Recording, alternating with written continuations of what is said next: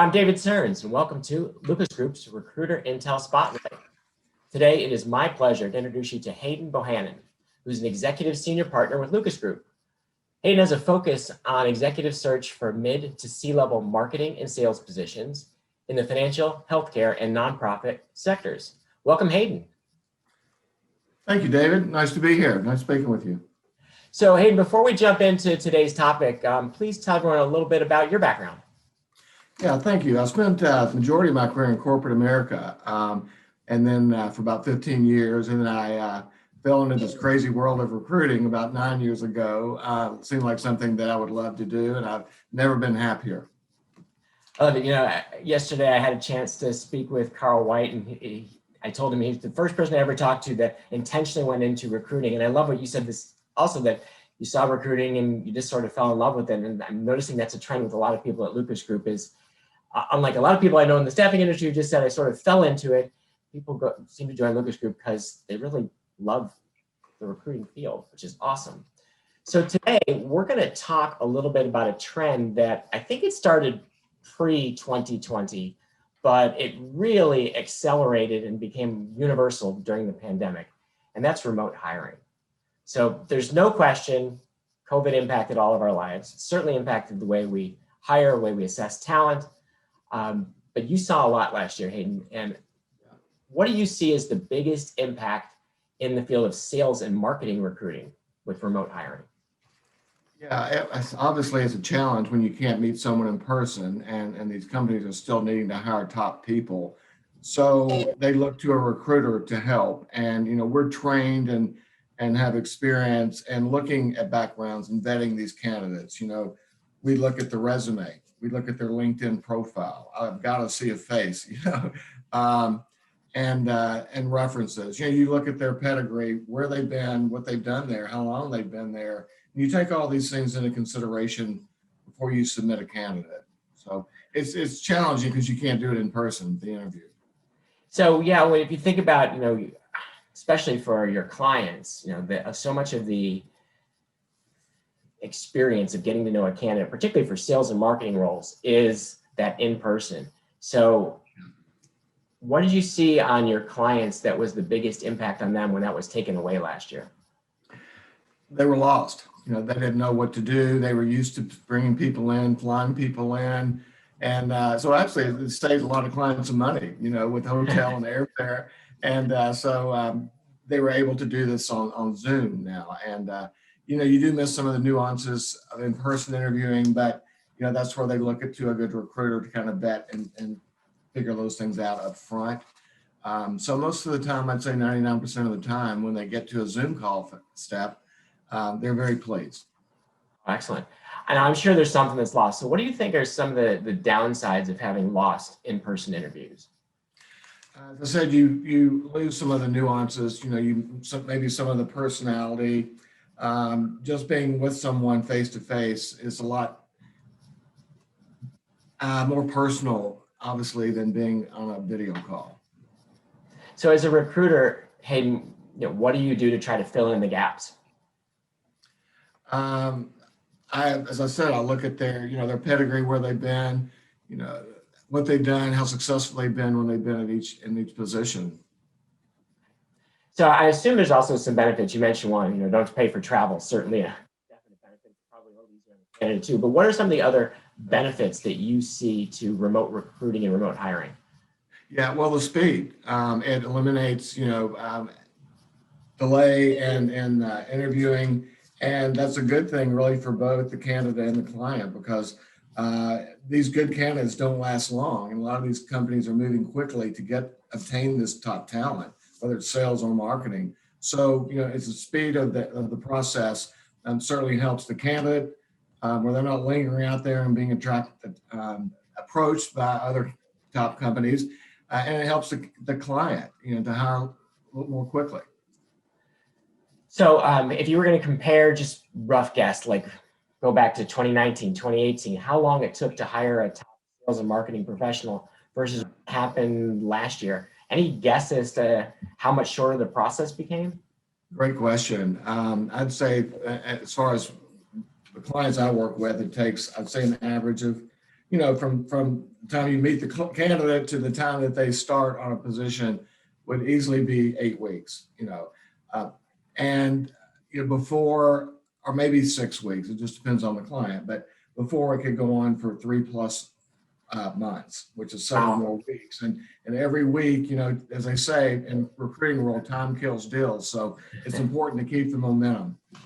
Yeah, and I know from some of my own research in the past too that you've got the cost of unfilled positions, and so if I've got a senior sales executive and that role is going vacant for 2-3 months, or I'm doing a confidential replacement and I have an underperformer in that role for same length of time, cutting that down to 6 to 8 weeks is a big financial gain to my organization. I'm sorry, I missed that. My wife's phone rang. I couldn't hear. No problem. So I was just saying, if you look at a top sales or marketing professional and you think about the impact they have financially on their business, if you're confidentially replacing somebody who's underperforming or you've got a vacancy, filling a role faster, getting it done in 6 to 8 weeks versus 3 months is a pretty significant financial benefit to your clients. Would you say it's accurate? Oh, absolutely. Absolutely. You mentioned a confidential search, it's also not that person coming into the office, tiptoeing around. So obviously it's obvious that they're interviewing. So, you can do all this in your closed door in your office via Zoom. So, yeah. So I hope that answers your question. Perfectly. All right. Now, Hayden, we talked about the benefits of remote recruiting. It's faster. We can get better talent. We might get people who wouldn't even have considered the job because now they can take a look at it remotely. But how do you make it work? Hayden, what is the secret sauce to remote hiring? Well, first of all, I believe every recruiter has to be very intuitive. You have to ask the right questions up front, and not waste anyone's time. Listen very carefully. I think no one ever learns anything by speaking. You have to listen to learn. And another thing that I like to address is compensation up front. I ask the candidate what is a compensation requirement to make a move. Because if the client falls in love with the candidate and the candidate falls in love with the client, and you get far along and the candidate says it's too expensive, it all falls apart. So I think that's one important thing to address up front as well. Okay. How about the client itself? So I'm assuming you're going after people who are highly sought after. So how do you convince them to take a look at an opportunity, especially in this area where I can't go see the company face to face?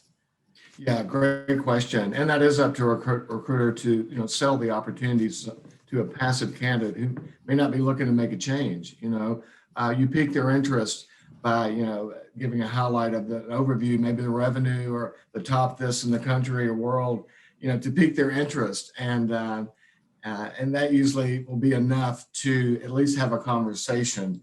And from there, I can pretty much gauge how interested the candidate is.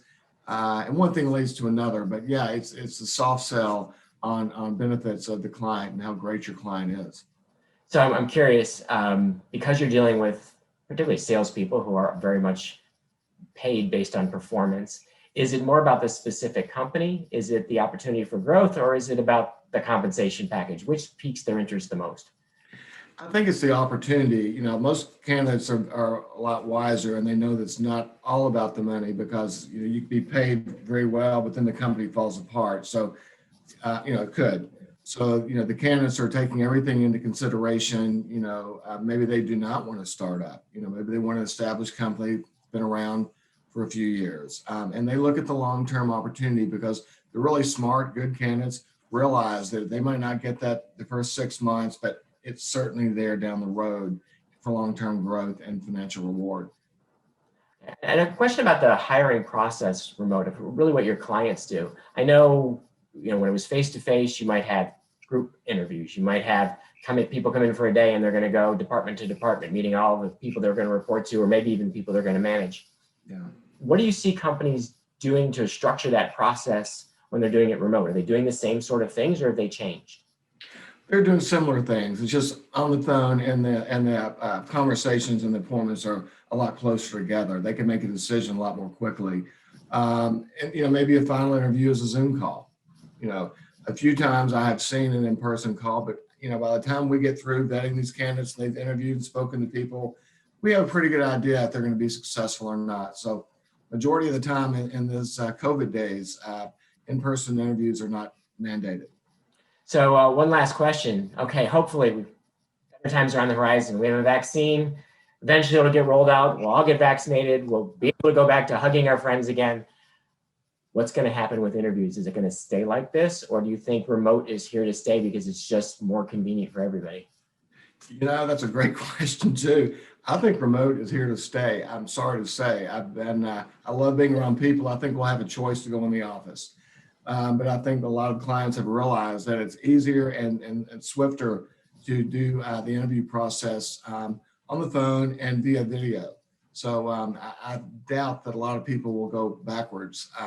Also, we mentioned the cost savings for the airfare and the hotel.